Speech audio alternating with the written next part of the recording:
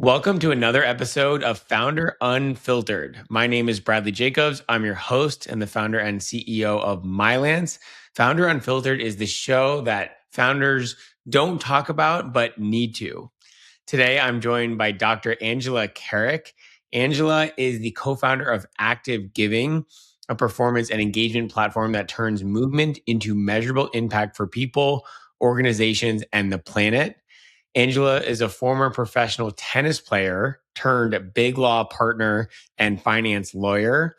And today she helps founders, executives, and leaders train their mindset the same way athletes train their bodies. Angela, welcome to the show. Thank you, Bradley. Hi. So expand on my introduction. Tell the audience more about who you are and the work you're doing today.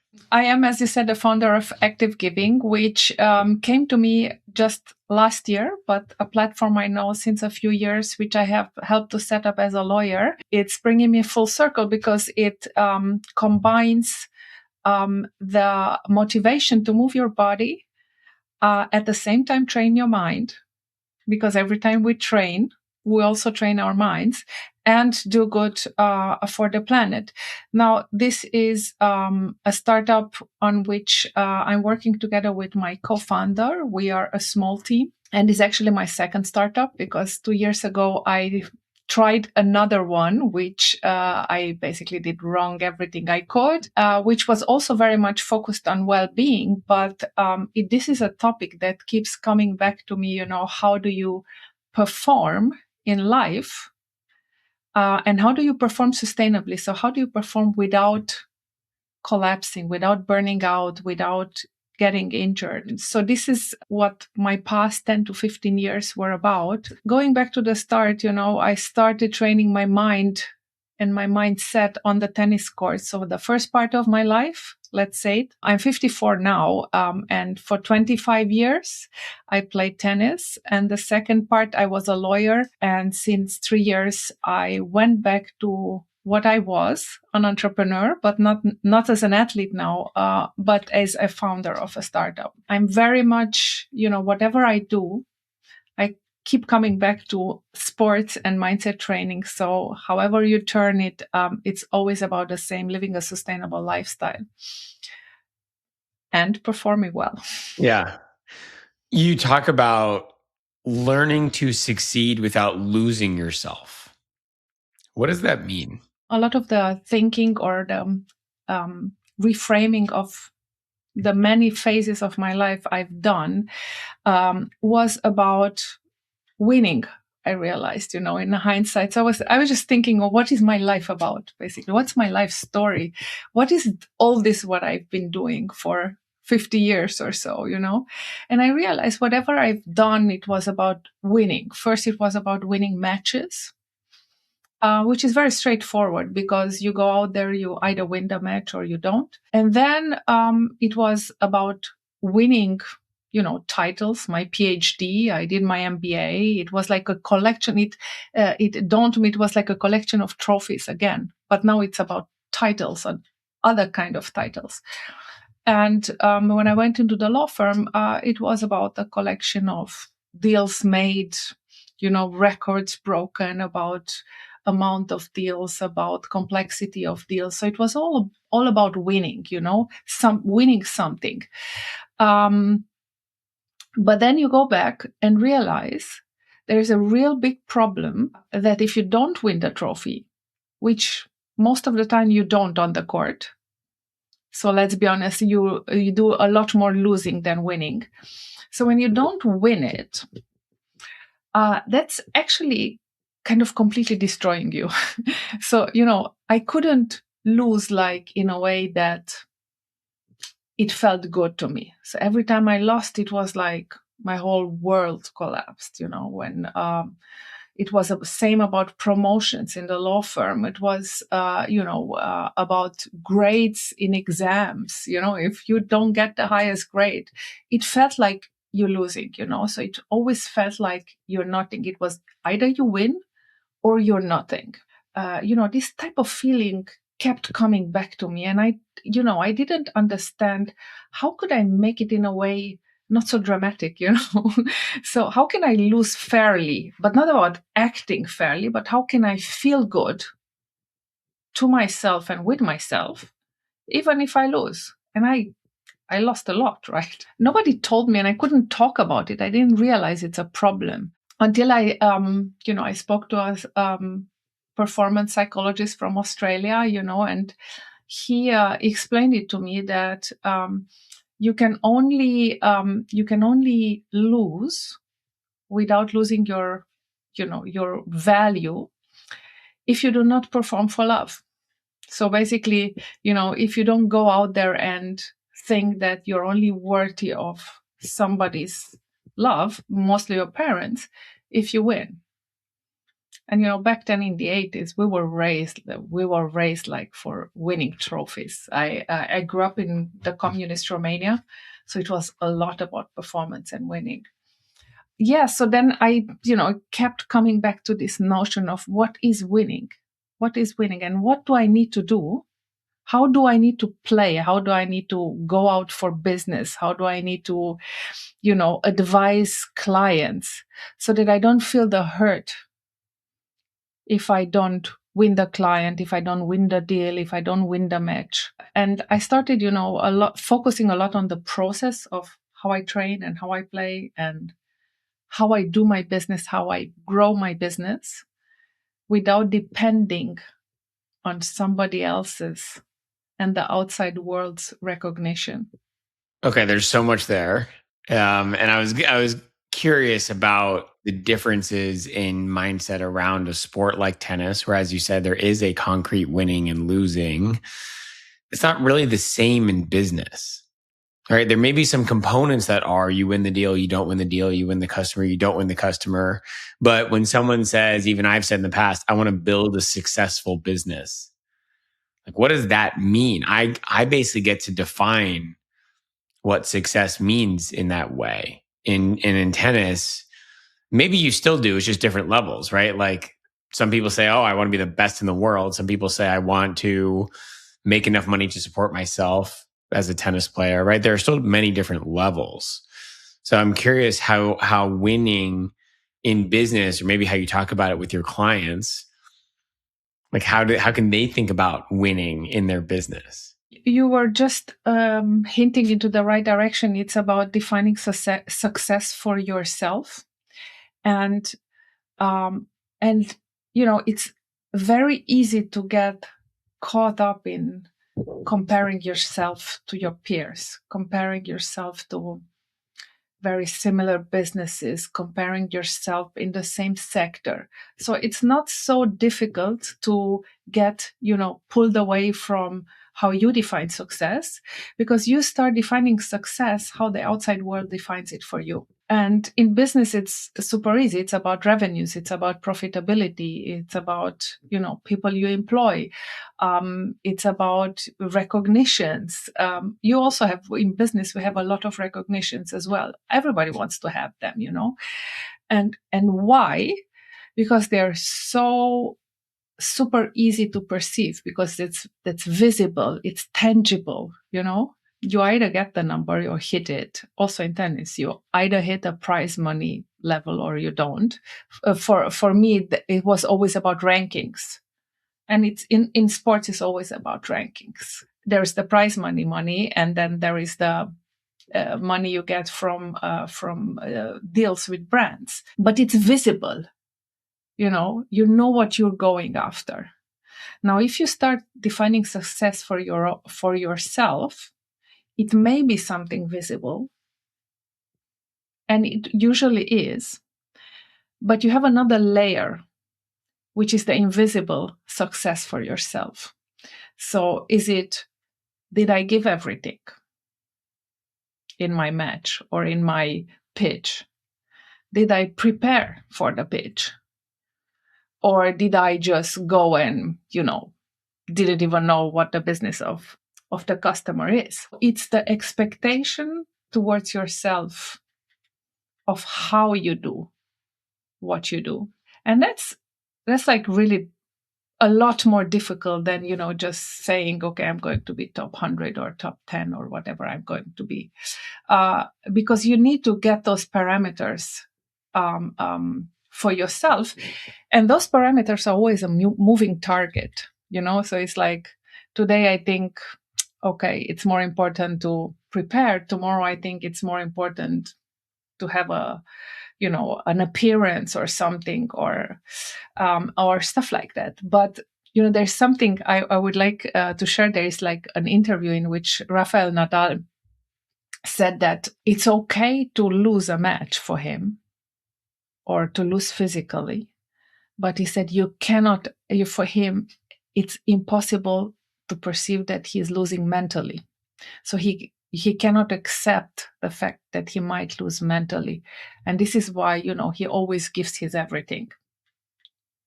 So that's his perception of success. Now, there are some days where giving everything means like you really win the trophy, and on other days giving everything is just like, oh, I barely made it through the evening. Yeah. I don't know. I mean, how would you see it for yourself?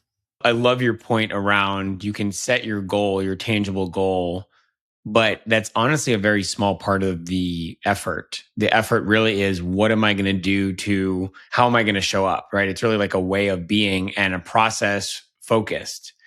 And what comes up for me as you talk about it is the process is the only way I can look at an audit of myself.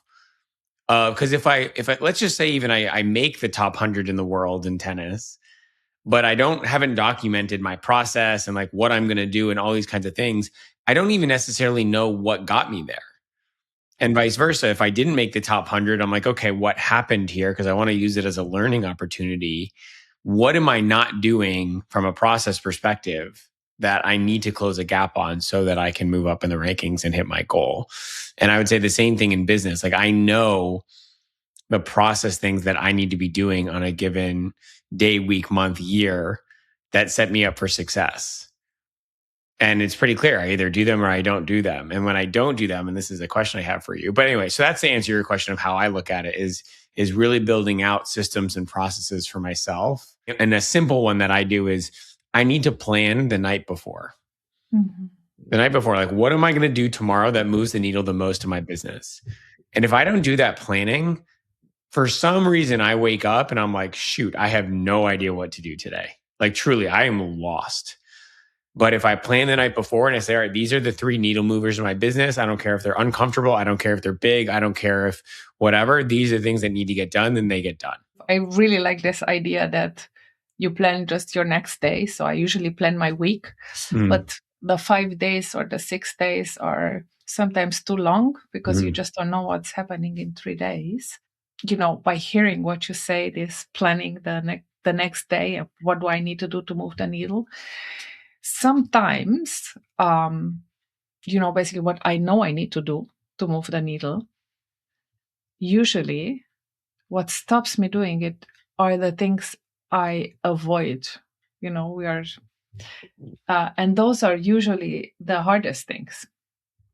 And then the question is, do I avoid them because I just put them for the next week, or do I avoid them because I put them not for tomorrow, but after tomorrow? It's not easy. And sometimes it's not easy to understand, why do I avoid what I need to do and don't do it, and why? So what holds me back? Because sometimes, or most of the times, we know exactly what we need to do, but then for some reasons we don't do it. So taking the action is always the difficult part, I think. That's what I wanted to ask you about, because you're right. I think every person that comes to me for strategic advice in their business, they don't actually need strategic advice. Like, they're smart. If I put them in another scenario and said, tell yourself what to do, they would know, or at least have a really good guess, right, of what would be best for their business. But they don't do it. And it seems to me that there's a certain, it's probably different for everybody with whatever the fear-driven conversation is, but there's some version of self-sabotage that I feel like exists, of like, I know what I need to do and I'm not doing it. I'm just not going to do it. And I'm curious, have you seen this with yourself? And how do you advise your clients on it? I'm sure you see it all over the place. Well, yeah, I see it all the time. Yeah, I'm sure. Like everyone got it. I see it all the time, and I have it. I mean, this keeps changing, right? Or keeps coming back in different forms or in different areas of my life, but it's always the same thing coming up, right? I just want to tell you a story because I was a few years ago, I made a list of my problems, So what are my biggest problems? And I made an Excel sheet and there were quite some points on it, but I thought it's a problem for me. I was still in the law firm at that time. I realized I kind of have the feeling I'm doing cool things and I'm achieving quite some, quite some goals I have. So I thought from the outside it looks like really good, but somehow I always have the feeling that I can't give it all. I don't know if you experience this, you go running and you just can't go at your, at your max. For some reason, I was always somehow so half-heartedly doing the stuff. It was still good, it looked good, but it didn't feel good for me. And I put it on the list. And actually, I went to a therapist and said, look, these are my problems. And one of the problems is I can't give it all, And he was like, I don't even know what you're talking about. So, it took me a while to find out. So what is this law? So what is this, thing that I can't get past? And then I realized, there is this difference, but with the example I told you about Nadal, when he gives it all, and I couldn't give it all. I realized I never gave it all. Never. Not in my tennis career, not in my legal career. So I was like, why am I unable to give it all? Do I really want it? And then I came to this difference between playing or working or whatever doing to win or playing to avoid losing. It's a huge difference, right? So when I'm winning, I'm like, see yourself running and falling and bleeding and, giving it all, And then this playing to avoid losing is when your body, in a way, self-sabotages you. It protects you from losing because you realize that if you don't win, you may not be enough. Yeah, I keep coming back to this, the core difference between how do I approach my business, how do I approach my game, how do I approach my everything, basically. And it started with tennis, and it kept going my entire life. It was just one approach. And how does that show up? Like you train, but you then go to the tournament, and you just get a cold on the flight. So that your body starts giving you excuses. Why didn't I call that client? Why didn't I send a presentation, early enough? Why didn't I say this? Why, it's always some type of excuse, and it's always legitimate. So because you land on it and you are sick before you go on the court, or you get injured or something happens, and then you have an excuse, and then it's like, oh, this is why I couldn't run because I had sore muscles or I couldn't breathe, or there's always an excuse. And this goes back into this, do I perform? Do I go out then? And am I allowed to lose if I, go out on the court? Or am I only accepted if I win? And that means if I get a client, if I hit the revenues, if I know, it's like in the corporate world, that's exactly the same mechanism as it is in sport. It's like whatever you do, you need to do more.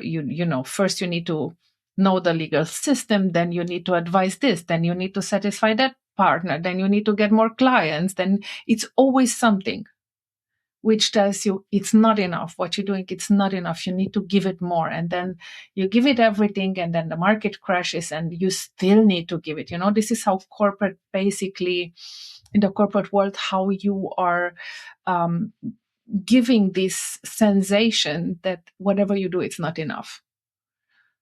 And it's the same in sports. We keep going with this feeling that we can't, even if we give it all, it's not going to be enough what we're doing. So then I better just have an excuse. The takeaway I'm really getting from this is the fear of, if I give it my all and I still don't win, that fear prevents us from giving our all in the first place. And so we pretty much play it safe. Yes. And, play it safe is also having excuses. Mm-hmm. And, I think this is so common that we don't even see it anymore. And this is why, because the only measurement I have is what a company is telling me, or the only measurement I have is the revenue I need to hit or not. Doesn't matter how I do it, because that's not a measurement in my yearly review, in what my quarterly review. It's always something which I don't have control over, because how do I know what the revenue is going to be overall, right? But what I can control is how I approach the clients, how you wake up and say, okay, tomorrow I need to hit, I need these three things to happen. That I can control. But we are driven by stuff which we cannot control in the outside world. So what do you do? Like, if we have this fear that giving it all won't be enough, and so we play it safe, we play not to lose, that doesn't work. What do we do? What do I advise to do is you need to, find a way to acknowledge these outside goals and to see them and, notice them. But you need to build, your own value system inside yourself in a way. So I need to know where I fall if I don't hit the revenue. And where I fall is what my measure of success is. So I kind of don't see a way around defining when is it good enough for me? What does that mean? And very often that is for me a decision I take. I just got partner in a law firm, and then you start all over. You start the first year, you start second year, and so on. And I kept seeing this ladder. Wherever you come, there is a new ladder, and then another ladder, and so on.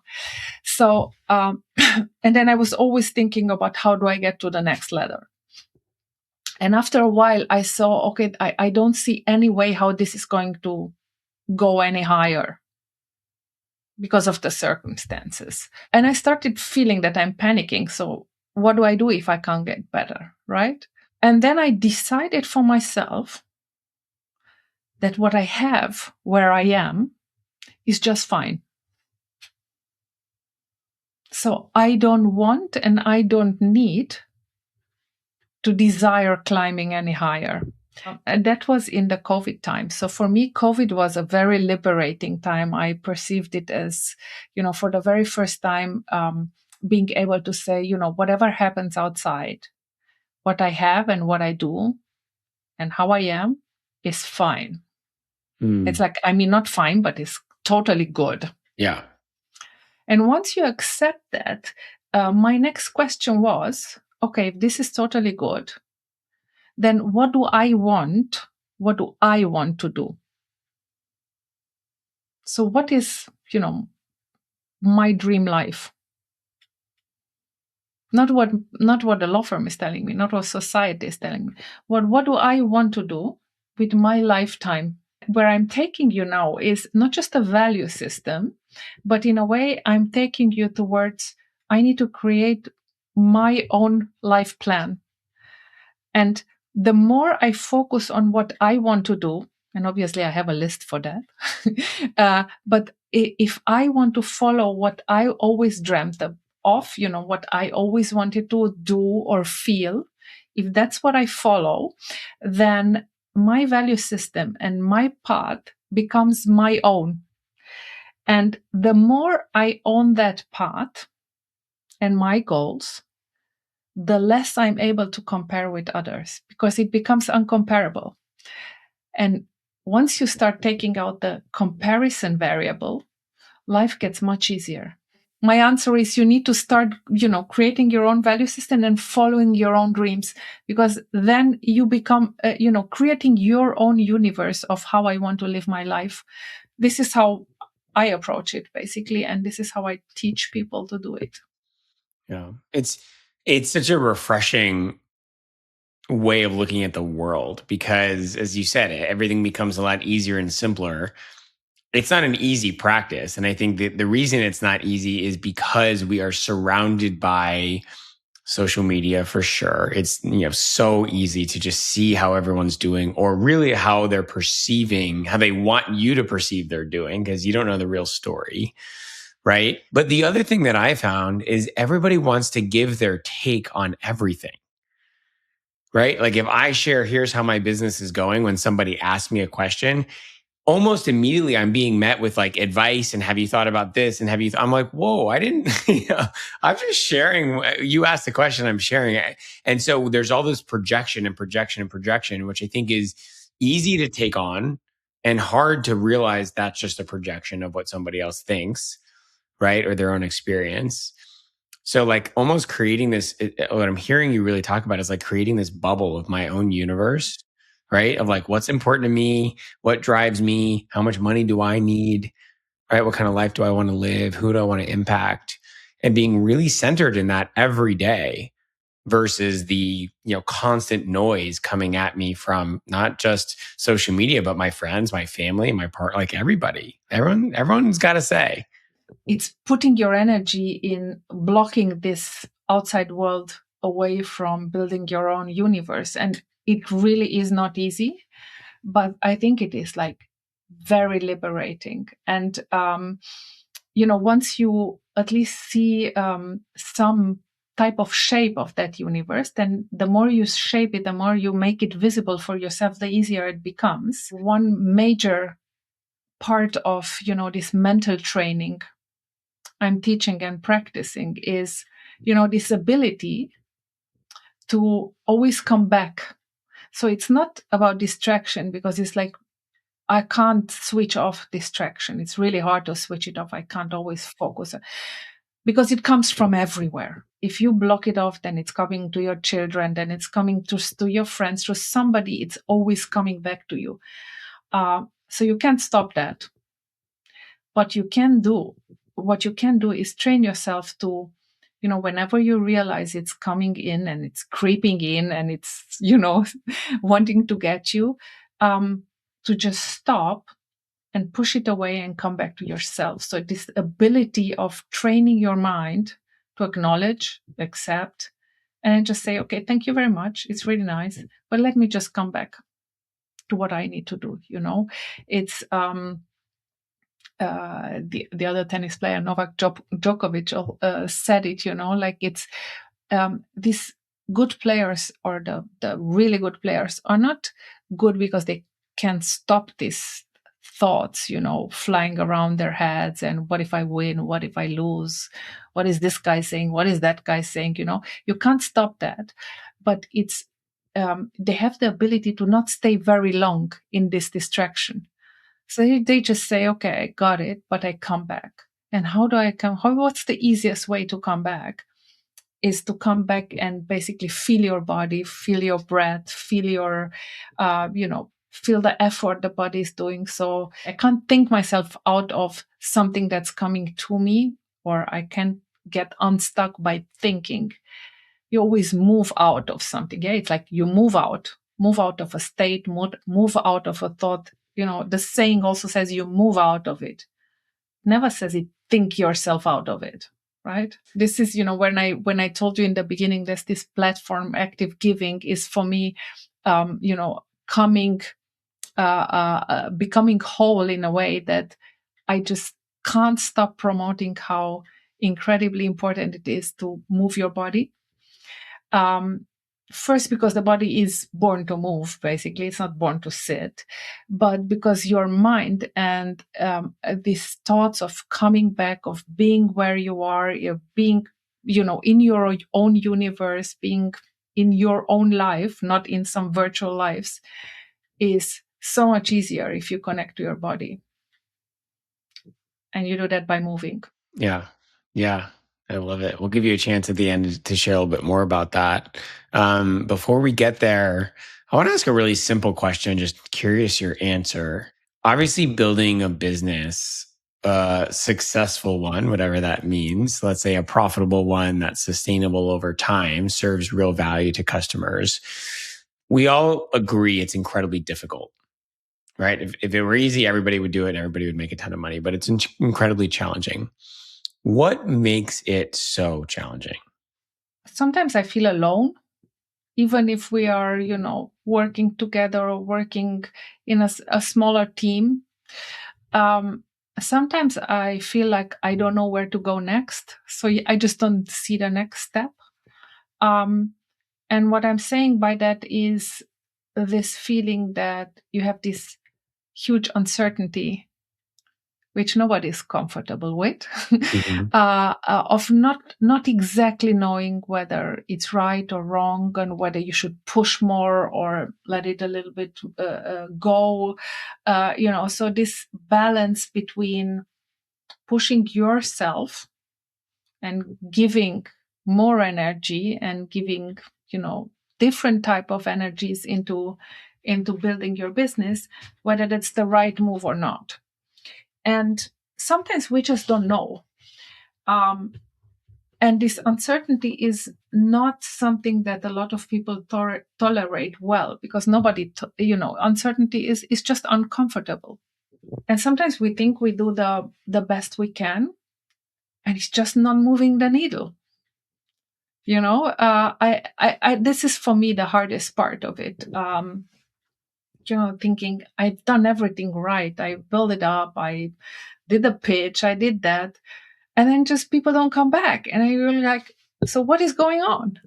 And you said it right. Sometimes it's not about us or what we did, but it's about the reflection, how people react because of their own problems. But that's hard to accept sometimes. For sure. As we wrap up, is there any last words or wisdom you want to share with with the audience? And then would love for you to, an opportunity to share really what you're working on, what you're passionate about. I know you mentioned active giving, but any piece of advice first? I can't, say it enough. So, in a way that I encourage people to always keep following their dreams. If in a way, to not give up on yourself. So sometimes we just say it's fine, it's good enough, but you don't feel it as it is. It's just like a lot of compromises, or you just do stuff people think about you or people expect from you. Um, and I just, I would like to encourage people to go out there and live their best lives. And sometimes that means taking the uncomfortable decision of, moving out of somewhere, or building a new business, even if it's hard. The other thing which I always encourage people, and this is connected to active giving, is what I just said, that you cannot stop moving your body. So you have to train it, you have to strengthen it. And this is what active giving is encouraging, basically giving you a purpose to make a difference with your physical activity, to at the same time also care about the environment and the planet we live on. Because I'm convinced that if you manage to have a balanced life and a balanced approach to what you do and how you do your business, that automatically means a sustainable lifestyle, and that automatically means that you also protect your environment. So if you burn out, you will burn out the planet. If you are depressed, you will neglect the planet. So if you find your balance, then you will also find a sustainable lifestyle in the in the ecosystem you are in. Amazing. Angela, where can people find you if they're interested in working with you, whether it's part of active giving or anything else that you're working on?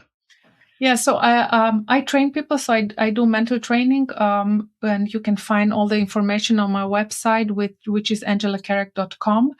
And Active Giving is an app available in the App Store and in Google Play. So that's also downloadable from the website of Active Giving, and that's .de for Germany. So angelakerek.com and activegiving.de, and I would love to connect. Awesome. And Thank you so much. Yeah, you're welcome. We'll include those links in the show notes so people can find them as well. Angela, thanks so much for your time, your energy, your insights. Fascinating conversation. I really appreciate it. My pleasure, Bradley. Thanks, and bye-bye to everyone.